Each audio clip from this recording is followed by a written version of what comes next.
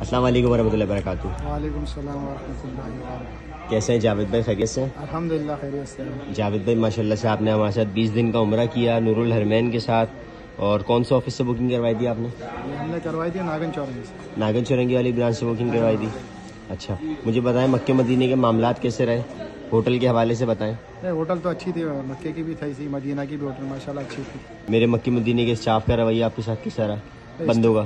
Staff کا ایسا ہے کہ ان سے اگر کچھ بات کری جائے تو کہ وہ سنتے ہیں، آپ بولے ہمیں علم نہیں ہوتا، اگر آپ بتائیں گے مسئلہ تو پھر ہم اس کا کوئی حل نکالیں گے، تو یہ کہ صحیح تھے، اچھے تھے۔ اچھا، انشاءاللہ آج آپ کی روانگی ہے پاکستان؟ آج روانگی ہماری پاکستان۔ آنے والے زائرین کو آپ کیا پیغام دیں گے کہ نور الحرمین کو سلیکٹ کیا جائے یا نہ کیا جائے؟ باقی ٹریول ایجنسی کے حاجی بھی آپ نے دیکھے ہوں گے ہوٹلوں میں، اور نور الحرمین کے حاجی بھی دیکھے ہوں گے، تو آپ کیا ریفر کریں گے؟